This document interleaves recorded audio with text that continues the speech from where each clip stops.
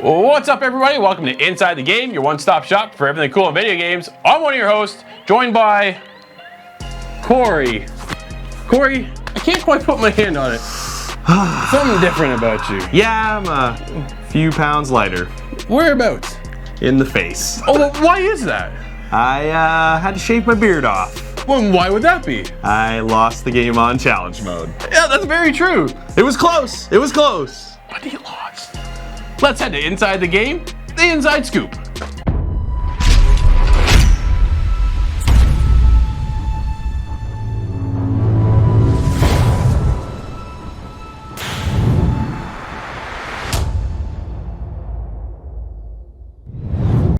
So we have a little bit more information on one of my favorite games, The Surge. This one's the sequel, The Surge 2. We now have a release date, September 24th, and pre-orders are available, so check that out. Alright, we just got a drop on Warhammer Vermintide 2 Beastman DLC trailer. A new trailer teasing us with what looks like a really kind of cool story. Check it out.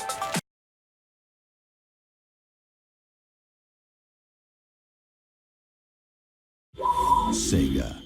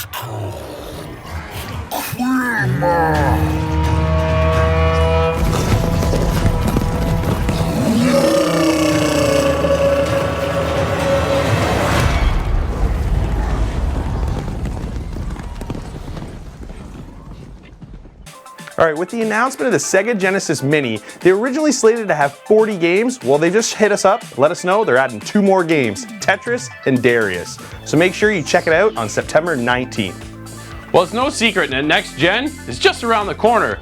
But what's that hold for the future of Rainbow Six Siege? A thing basically been a platform of a game. Does it hold to the future or not? Alexander Remy let us know from Ubisoft. Let's check it out. Alexander said, "We don't want a sequel whatsoever. We don't want to segregate our community between the different platforms. In an ideal world tomorrow, we love our players from every platform to be able to play together. We are approaching next gen with the same spirit. The strength of any multiplayer game is the size of its community. So I do believe that we have to make every effort possible that when next gen comes in, they are treated as a high-end PC versus another PC." So pretty exciting news. Rainbow Six Siege isn't going anywhere. What that means for the future of it, do we have to pay extra when it comes to next gen consoles, or do we just get to carry over our game? It's yet to be found out. But the future is still strong for Rainbow Six Siege.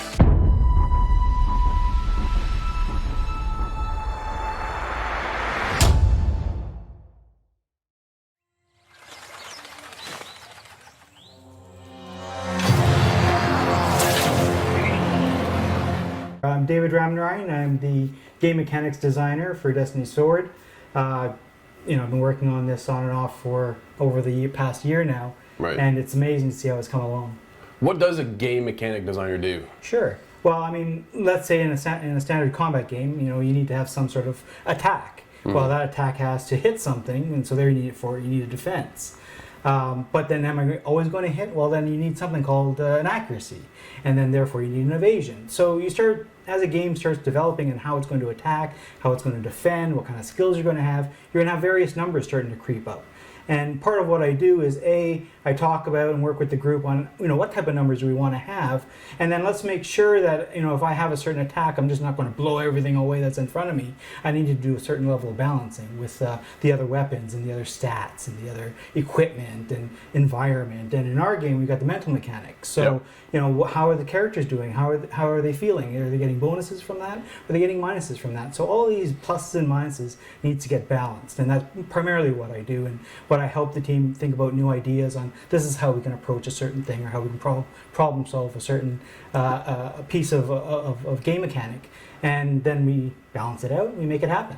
How do you start with a game mechanic? What's from the bare scratch, like paper notes, to the actual finished product? Really, it was very much that.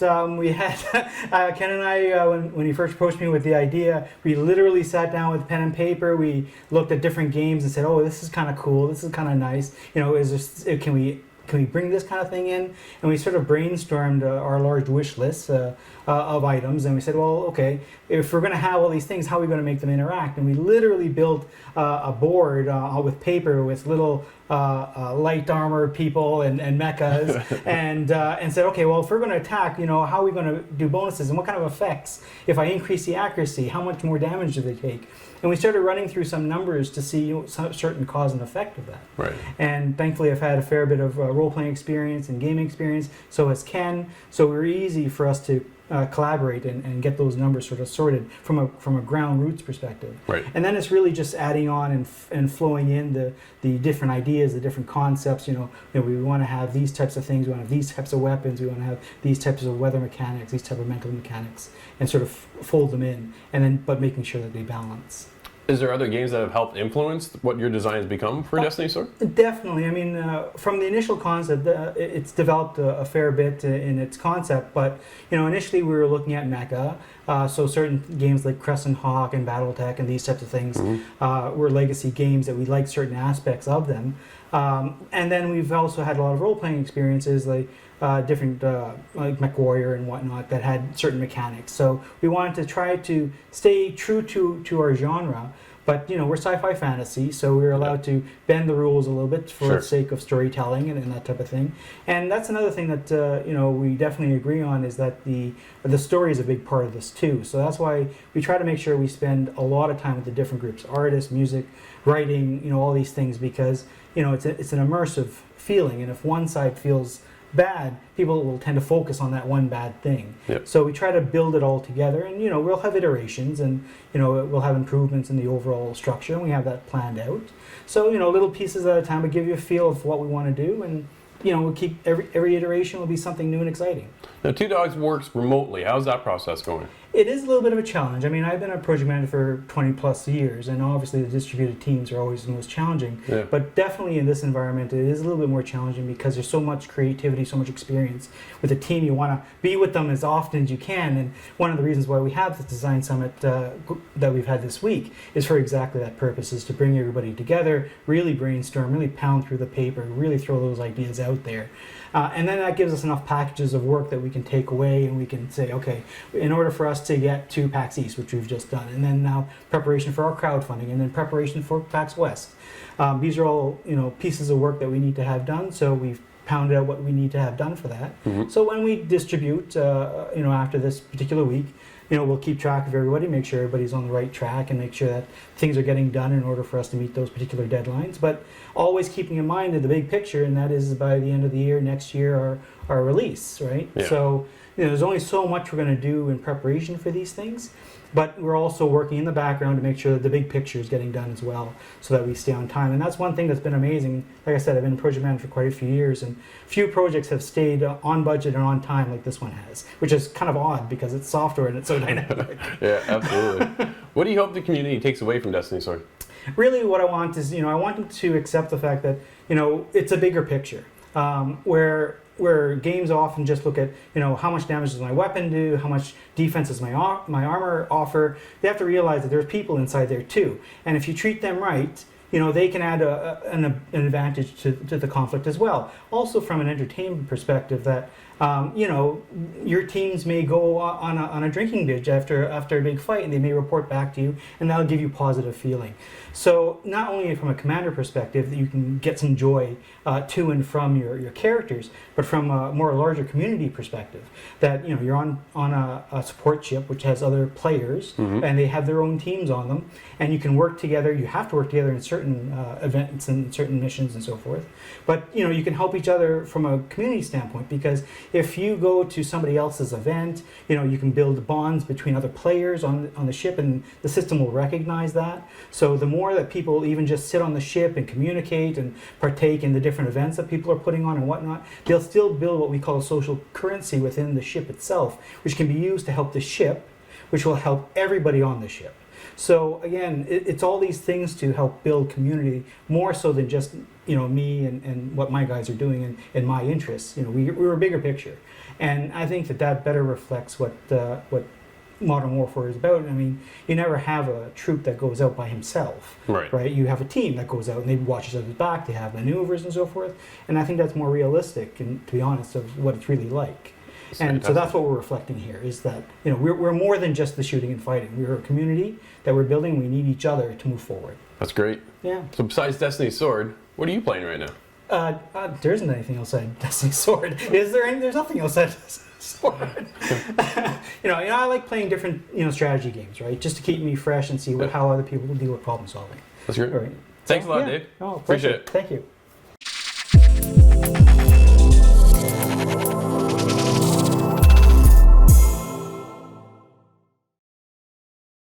Nate, we're off to the desert, and it's getting black.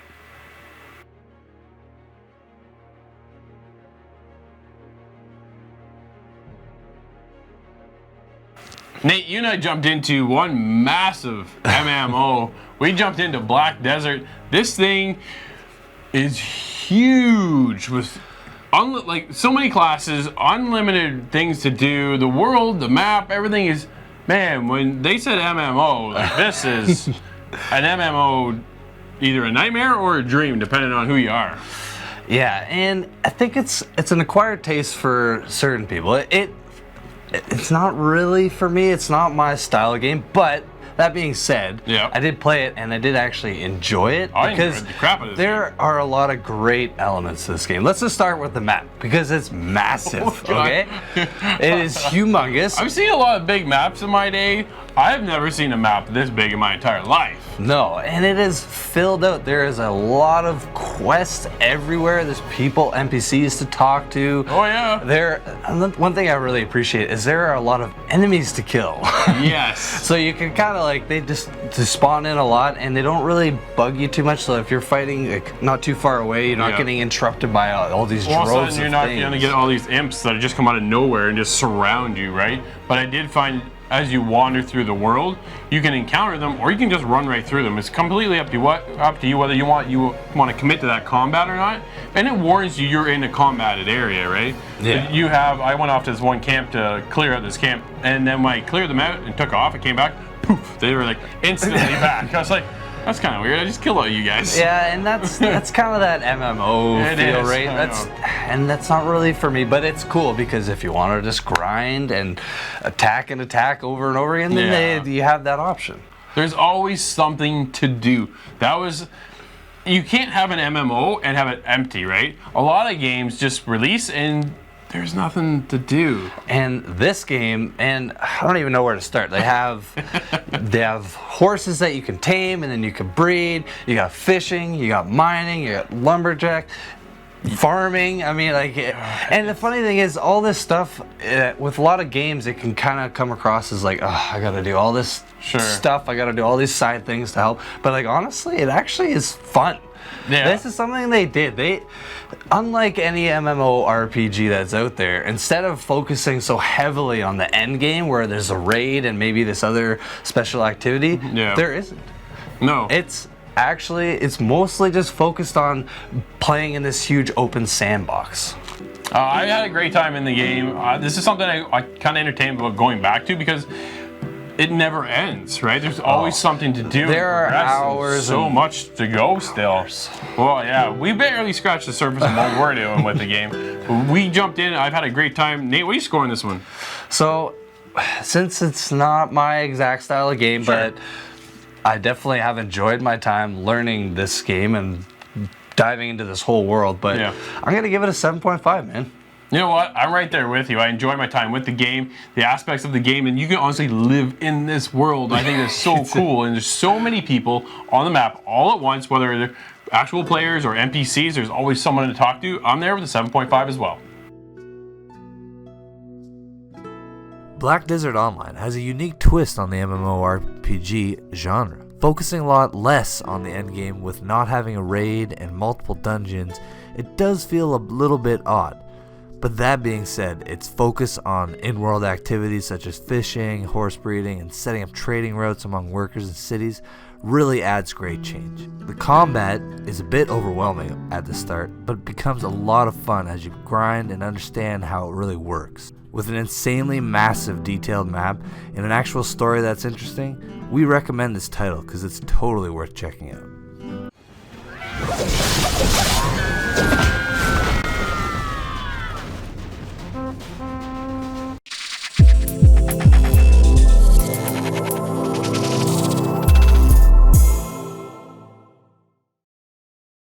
All right, Scott, we're trying our hand at being immortal?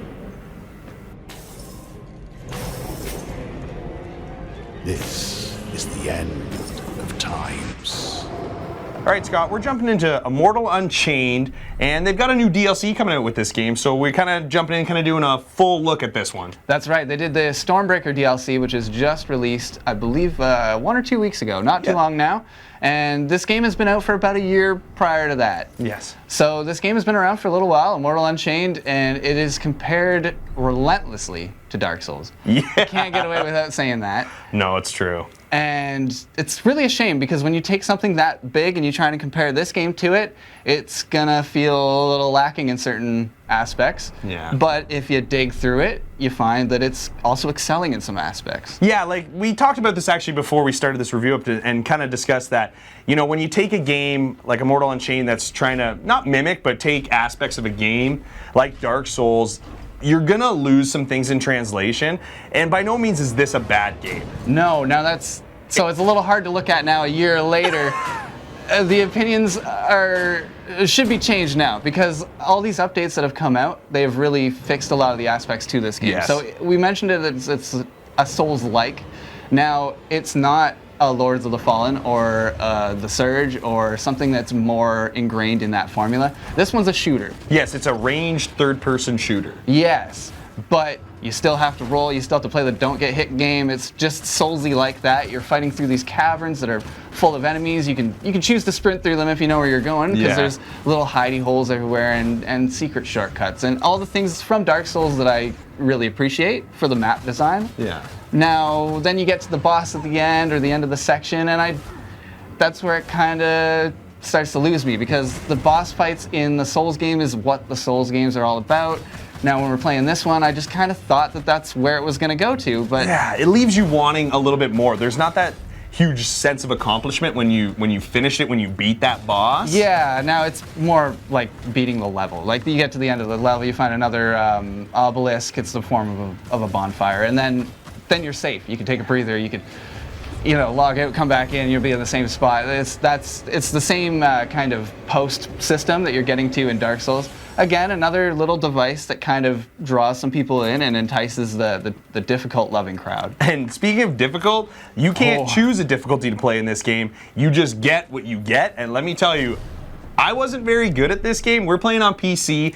New. You can play with a controller, but we took our chances playing keyboard and mouse. And my skills on keyboard and mouse aren't as good as they used to be. I'm pretty pedestrian, and I found this game hard. Oh, yeah. I had a very difficult time playing this game. I died multiple times. There was parts of this game that kind of made me want to keep playing. Like, I like the range combat. I like the way it kind of felt, but at the same time, the enemies were also kind of marshmallowy, and you're using all your bullets, and you don't get many bullets. No, you start off with just a main weapon and a sidearm. I was a sniper, so I'm already dealing with low amounts of ammo. Mm-hmm. It's taking 5 shots to drop some of the beginning early game mooks. The reloads. Rough. The reloads. The reloads. Yeah, they were 5 killing seconds me, man. to reload or something like that. They were killing me. So it starts off with kind of the pseudo difficulty, where you're playing around this gun that I felt like was kind of shoehorned in. I kind of holding you back. Immediately, I wanted to do a melee build. Yeah. And then I decided against that after the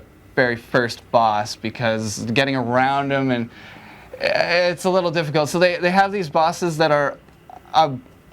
I want to say I wish there was more variance. Yes. Because there is variance in the bosses. The new DLC does bring out variance among different enemy types. You get different energy versions of mooks and stuff like that to fight through. Yeah, they've added kind of a whole new area with new weapons, new enemies. So they've kind of given you a new kind of fresh take on a game that people have already been playing for a little bit. Yeah, and it's a little bit of a different environmental change. It's more open, and it's beachfront instead of like the dark caverns and the swamps and stuff that I was used to. This game looks good too. It looks really I really like the good. look of this game. So, I mean, we've ground this one out. How do you want to score it, Scott? So, I'm a little conflicted on this one. A lot of bugs, but all the pieces are there for a good game. It gives me the right Souls feeling, but without the bosses. So I want them to add more bosses, and then I could give it a higher score, but I'm going to have to go with a 7. All right, that's fair. Like I said, I had a difficult time playing this game because it was hard. I'm not going to say, like, the game's difficult, but it's probably my low skill level on keyboard and mouse that also held me back a little bit. But there's aspects of this game that I really like and enjoy. There's some things I wish that would change a little bit, but overall, I did enjoy the experience. I just wish I could have been better at it. So for that, I'm going to give this one a 6.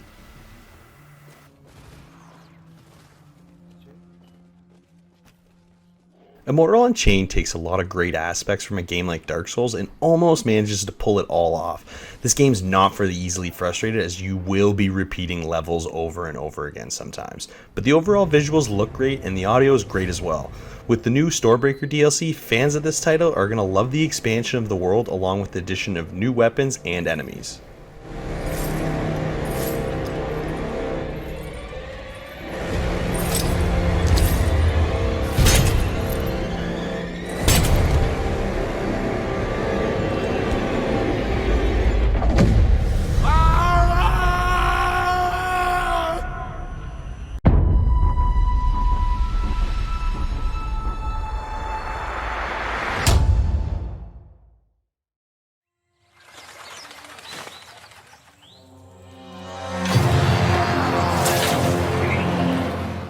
Yeah, so my name is Anthony Traeger. I'm primarily the graphic designer and animator for Destiny Sword. How did you get into becoming an animator or graphics designer within the gaming industry? Actually by accident. I started getting in as a programmer, and about 3 years through college I kind of realized that programming wasn't necessarily for me. I kind of jumped onto a small side project that a few of my classmates were making for a game, and I decided, you know what, I have a little bit of an art background, I'll work on the art, and that actually ended being my first job. Nice, and that was? I was a graphic designer for mobile games. Oh, cool. Yeah. What's the mobile game like, mobile industry versus maybe working on a PC title like Destiny Sword? How different? I thought there would be a lot more differences whenever I started, but it's all still very much the same kind of disciplines. Obviously, you're working for different aspect ratios, so that's probably the main difference, but a lot of the same sort of mechanics and disciplines still go into it. Yeah. What's the hardest part about becoming an animator and an effects artist for Destiny Sword?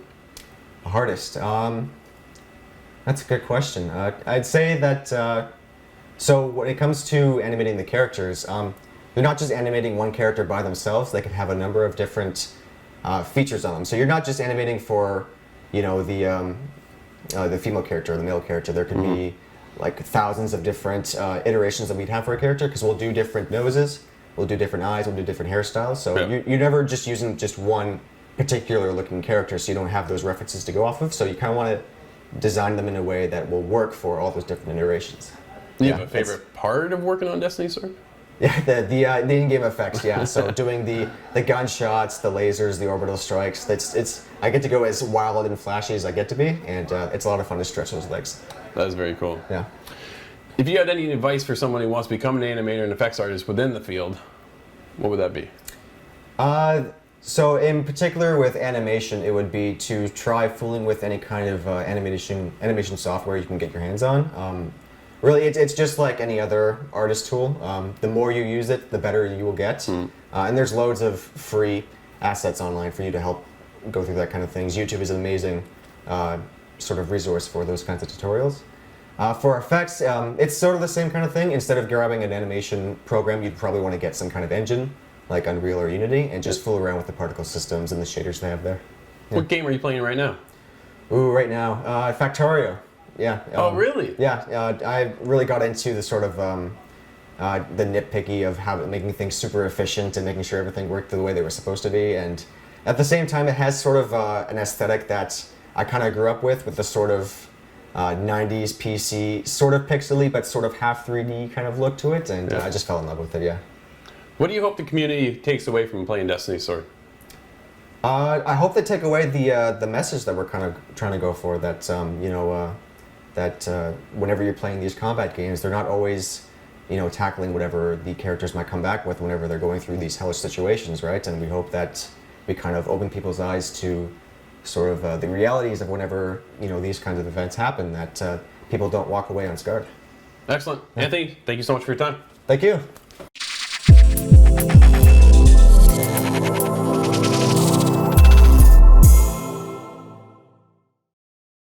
All right, Scott, let's keep that train on the track.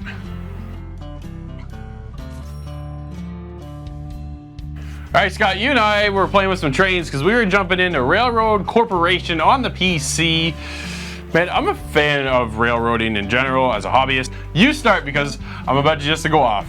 So this game is a twist on a city builder where you're taking your train corporation, you start a company, and you're going to try and freight all of these things between cities, make your money, make a little money here and there. It sounds awesome. Splash out, build a bigger rail. I love the idea. Take up more cities. And then the game starts progressing and it gets even harder. So it starts throwing these challenges at you where you need to build the right factory in the right place. You need to supply that.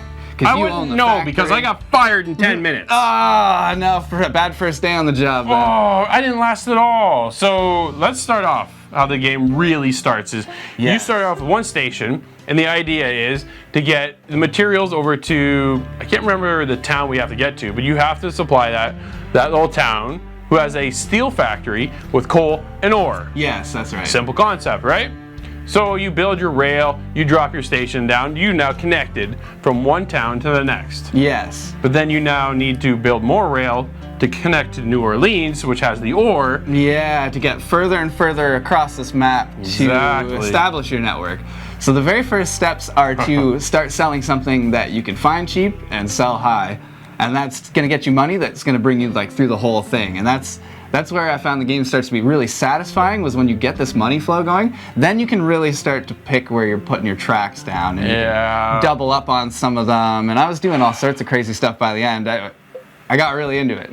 Well, I'm glad you did, because I never made it past the first level, because 4 hours in, I've been fired every flipping time. Now that's really frustrated. Oh my goodness. I walked away from Railroad Corporation countless times because after being fired for the 4th time, I couldn't do it again. Now, I got fired a couple times, but that was because I was spending too much time in the beginning levels and I wanted to master the whole map area and everything, so I spent way too long and then my contract's canceled. I had a plan, Scott. I had a plan. So I started off in the city, right in your little village, and I made it to where the steel was going to be produced, and then I put my truck over. I'm in New Orleans, and I one train.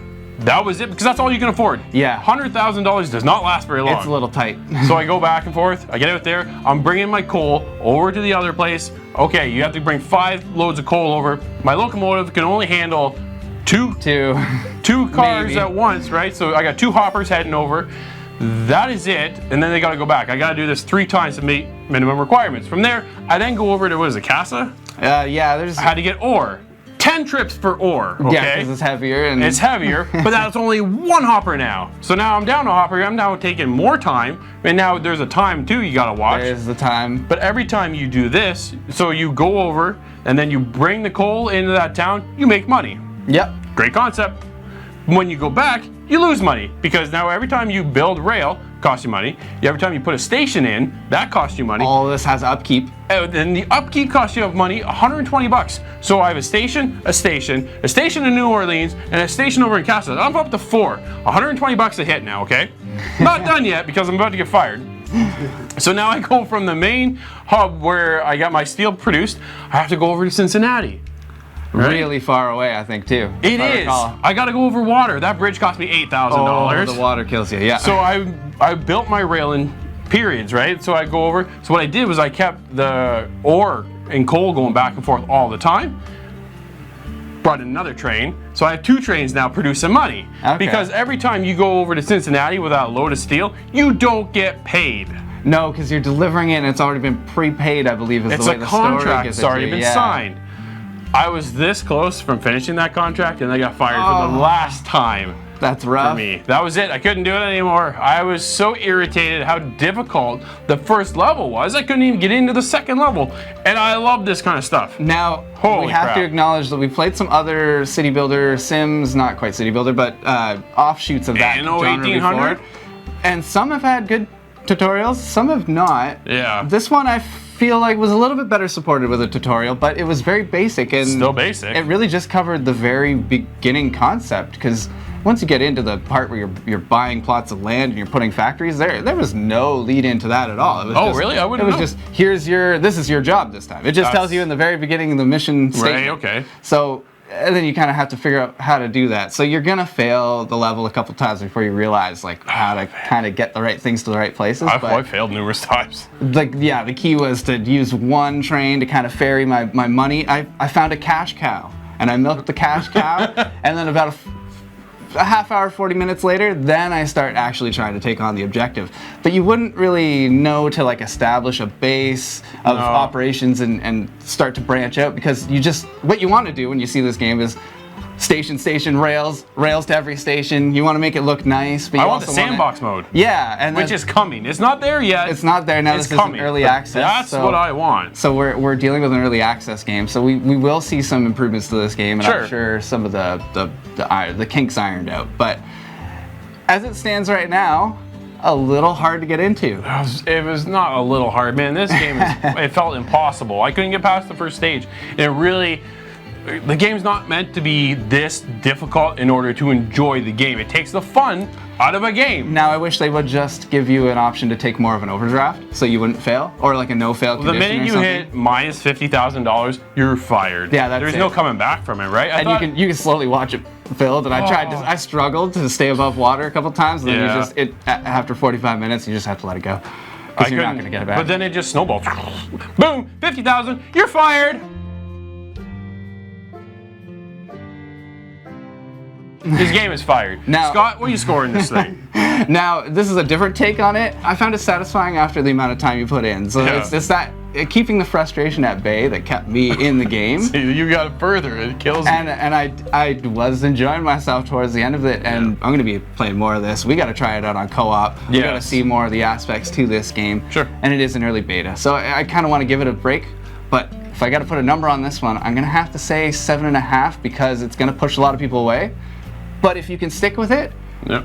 The core is there. I like it. It's there. The game fundamentals is there. I like the concept of the game. As I said, I'm a Railroad fan, right? So to get into this game, I was so excited, but the difficulty spike to get past the first level really crushed me down to a 6.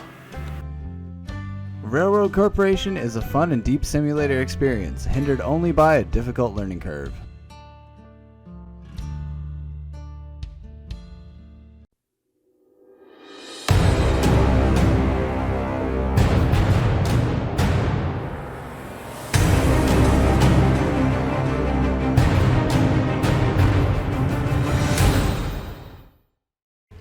What's up, everybody? It's Inside the Game. We're doing a Let's Play, and we have a giveaway. We are giving away codes for the Arc Slayer pack for Dauntless. Phoenix Labs was great enough to hook us up with a few codes to give away, so enjoy the Let's Play, sit back, and we'll be giving away some codes, and we will give you more details at the end. Oh, I see him over here. He's southwest. I'm not going to fight him. I'll wait, but he's out this way. Okay. Future reference. Oh yeah, he sees Coming. me. Alright, Shrike. Let's go.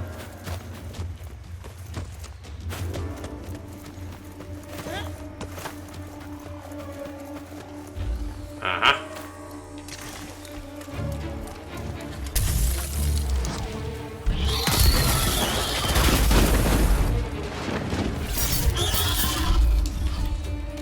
It's already on the move. I had such a tough time beating this guy for a while. He's When solo. I finally got it, it was so satisfying. Man, stop moving. Whoa, that was close. Yeah, if we have the hammer, we can use our charge shot to knock him right over there.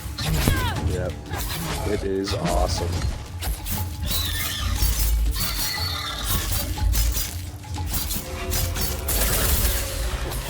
Another way. There we go. Oh, we hit each other, but Ah. oh, Nice. I got caught reloading. Had a bad reload.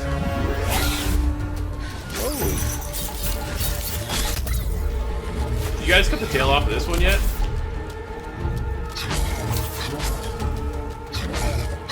I'm not sure if it's like a tail thing on this one. I don't remember. If Yeah, I wondered. I think you might just get items off it. Maybe like feather shards or something off of them. I don't remember.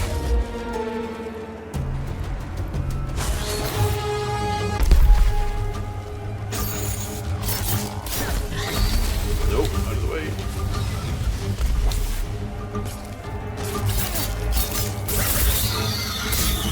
Oh man, it's so cool.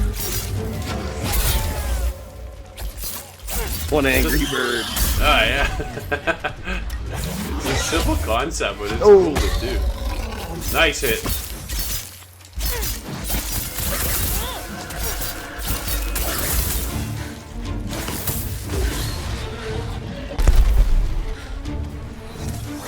Oh man, that hit hard.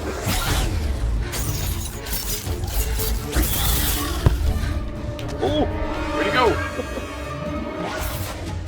Ooh, How you doing this time, Steve? I think I'm doing better. I don't think I've died yet.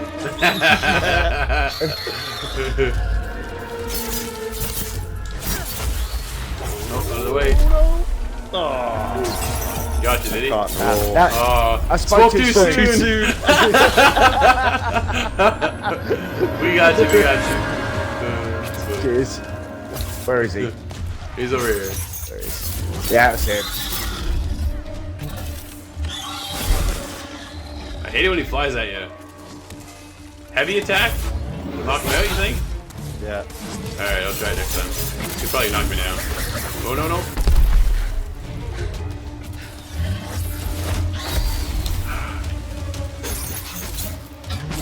Get over here, come on.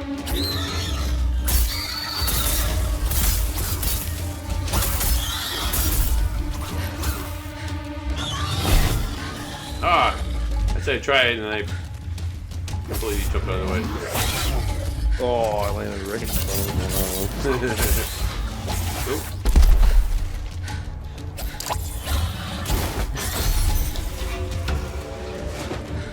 You guys need to trip him up.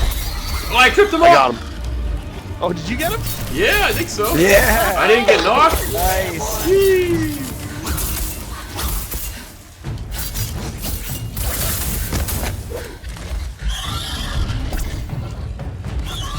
Nope. What's it doing? Whoa, that thing has reach. That was scary. Oh, he really doesn't like me right now.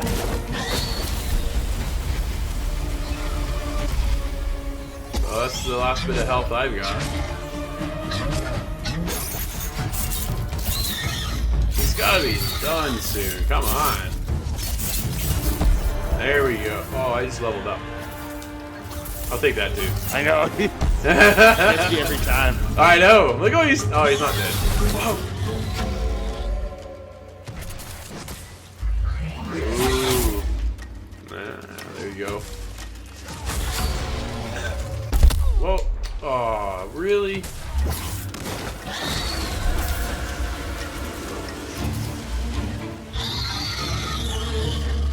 You got Birdman. Yeah, he's gotta be getting tired.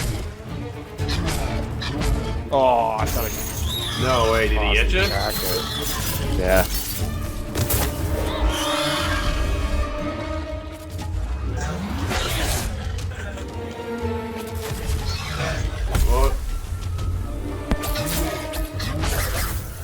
Oh no, those paws. Oh man.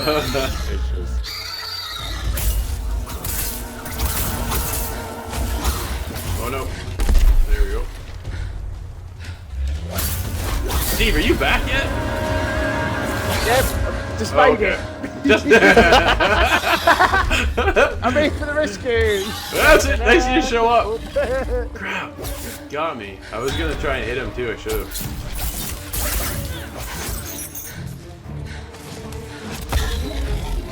Oh, nice. Oh, knock him down. There we go. That's it. Come on. How is he still alive? I'm just bailing out. There we go. It just goes to show me how overmatched we were in that last one. Oh, did you just get a double kill there? Oh, you got Steve down.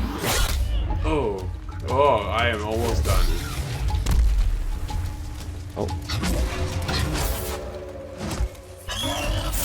Yes! Nice. Yeah. Whew.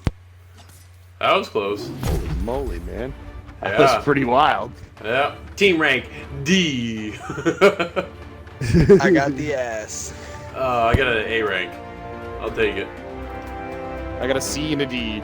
That is it for Dauntless Let's Play. All you have to do is like, subscribe, and leave a comment saying what's your favorite part of Dauntless, and you can win a chance of getting an Arc Slayer pack. Until next time, thanks for watching. Let's head back.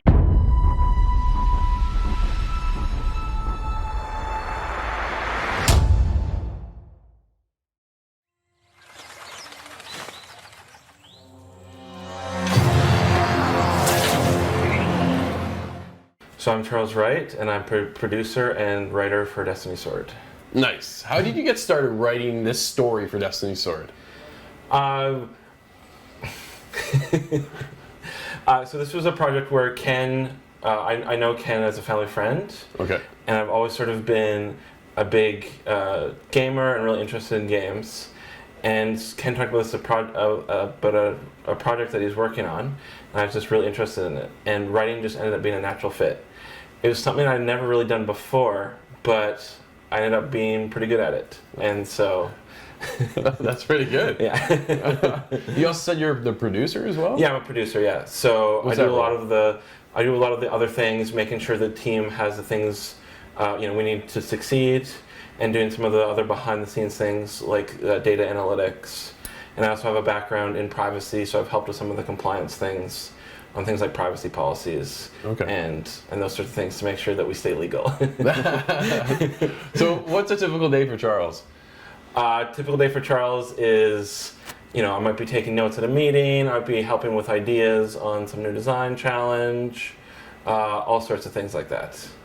How has the process started and changed? Who evolved Destiny Sword now where it is? We started out as a pretty small team. We've really rounded up with a lot of great people with great talent, and it's great to be able to have these people with all these all these specialties, and not have to sort of do some of the hacking together we might have had to do in the beginning to get sort of the ideas across. Where we've got people who can execute their the ideas, and especially the ideas that Ken has in his head, and finally get them out onto the computer screen and the page in a way that looks the way we want it to look in the final game. Right. And sort of seeing those visions come to life has been amazing. Yeah. Has the process really changed from start to finish? I wouldn't say the process itself has changed a lot. We've had lots of new faces come in to contribute their ideas, but it's very much the same sort of free flow of ideas that it's been at the beginning. That's fair. Yeah. You have a favorite game of all time? My favorite game of all time would probably be GoldenEye from N64. Nice. What are you playing right now? Right now I play a lot of Arma and Factorio. Man, and yeah, I really like the sort of role-playing aspects of Arma. I really love, and I've got a great group of people I play that with, and I love the sort of building stuff and things like Factorio. I have so many hours of Factorio. What's your favorite aspect of Destiny Sword? I'd say I love the conversation engine. It's just amazing to see those characters. Some of them are ones we created from some of the stories we've written, just to see them come to life. And we've got the conversation. We spent a lot of time working on the scripts, but then things like Anthony's animations really just bring the characters to life, and you can finally sort of see them. You see them come alive, and you imagine what they look like, but then when you can actually see them and how they react to the story, it just brings it all together. What do you hope the community takes away from Destiny Sword? I really hope that they love the combat aspects of it, but through these unique interactions with the characters, and sort of seeing the life of the soldier behind the gun, sort of really connect with the characters in ways that you're not able to do in a lot of other video games. I really hope we're able to translate that across the wider market. That's fantastic. Yeah. Charles, thank you so much. Thanks.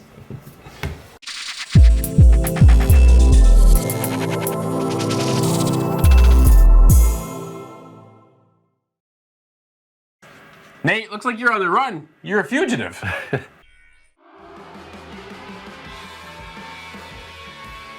Dispatch, I've lost the suspect.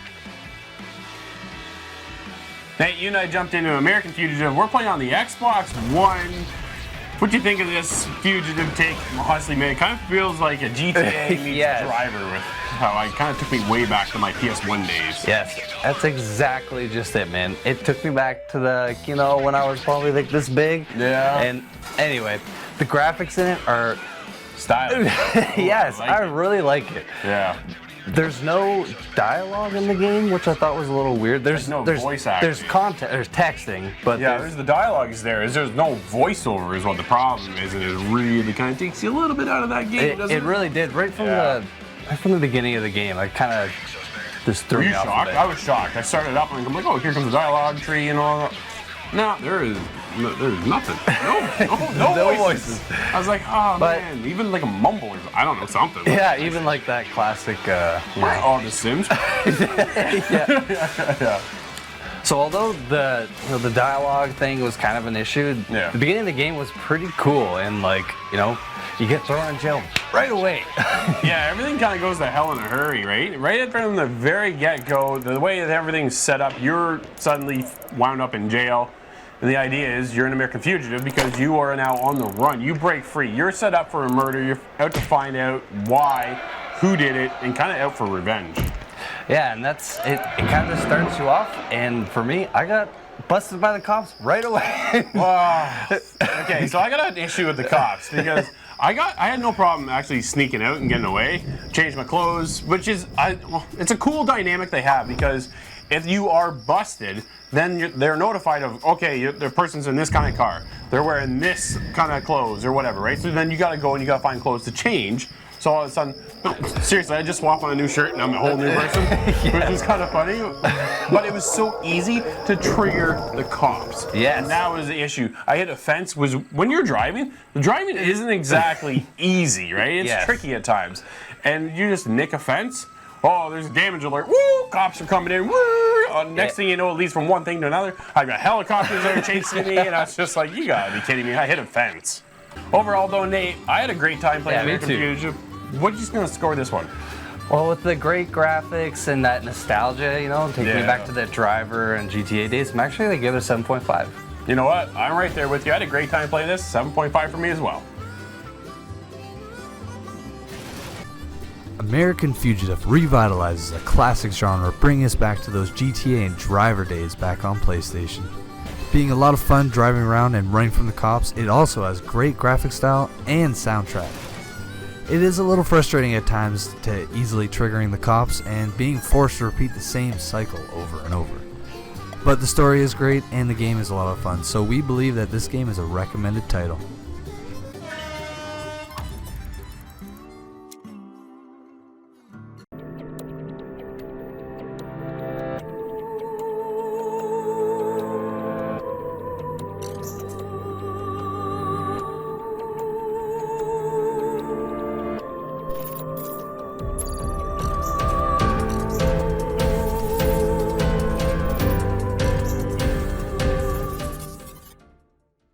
This week in VR, I'm going golfing.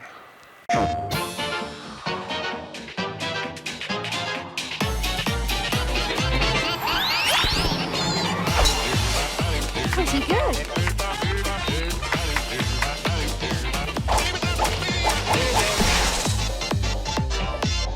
So I had the pleasure of jumping into everybody's golf on the PlayStation VR.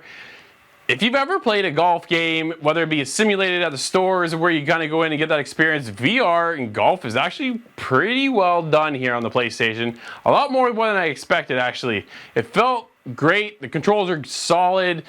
But the biggest problem is there's no multiplayer on this game whatsoever, whether it be just swapping over the headset to a friend or online capabilities. Nothing.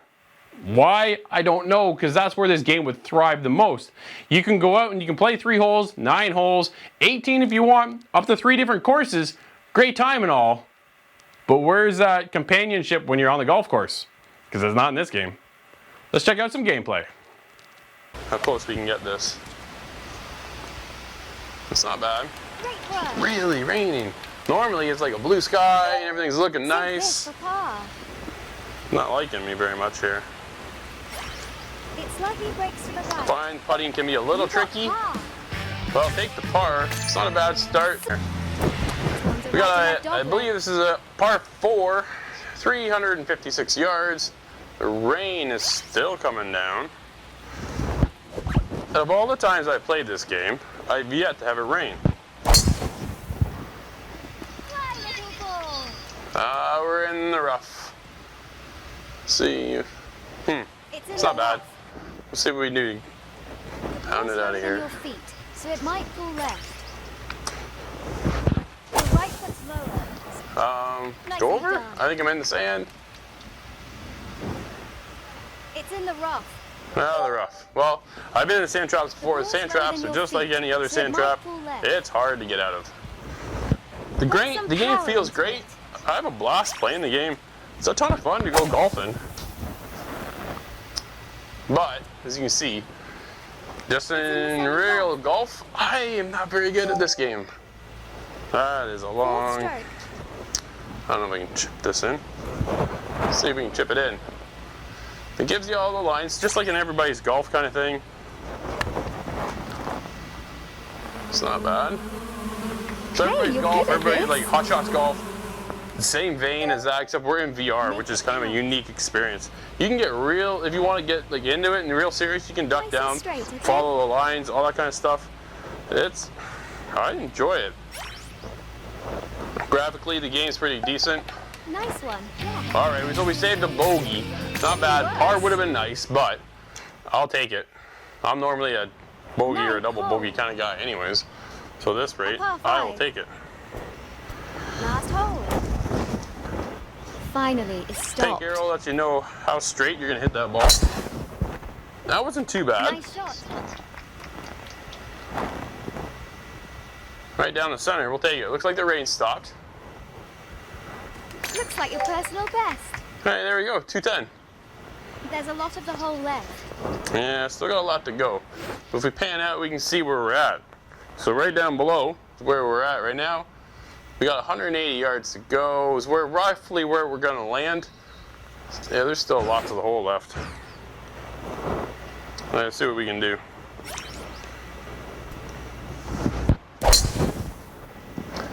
Nice and straight. You can get different clubs too. Each club has a different feature. Just like Hot Shots Golf, you can get the quirky little perks and stuff, right? You get a funnel into the hole if you have a bad putt and all that kind of stuff. Just a little shy on that one. Let's see. It's not too bad. Stop there! Uh-oh. Nicely done. Hey, we're on the green. Birdie.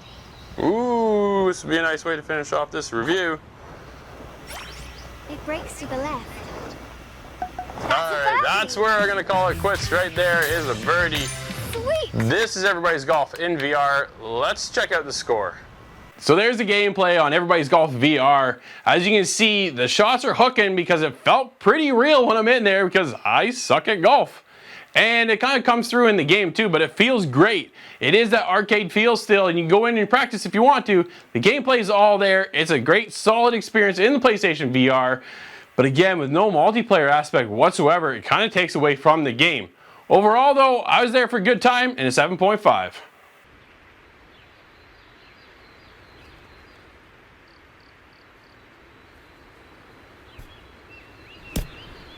Golf in VR? Why not?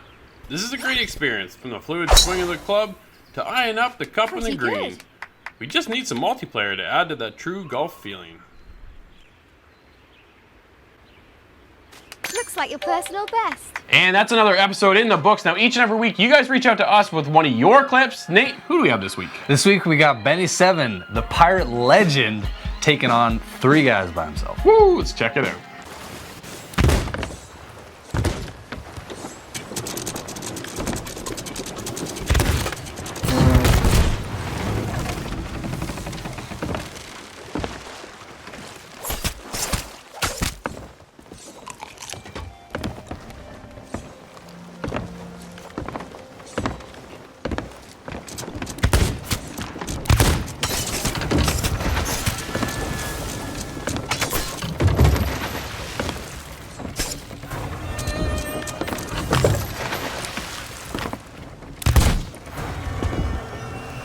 So that's my gameplay of PlayStation VR's Everybody's Golf in VR. Cool experience, hands-on is a great time. The clubs feel good. The course is that Everybody's Golf feeling, right? It's that over-the-top kind of golf simulated with your balls are flying straight when you get the right clubs. But I've hooked my balls. Wait, man, that sounds so wrong. I can't feel I said it. I couldn't do it. Shots. Say shots. Shots instead of balls. I was like, oh no, we're in like full ball territory here. He stumbled over the first hurt, second. I'm like, okay, the first I'll let it go, and then no, I couldn't do it. I can't stop thinking about balls.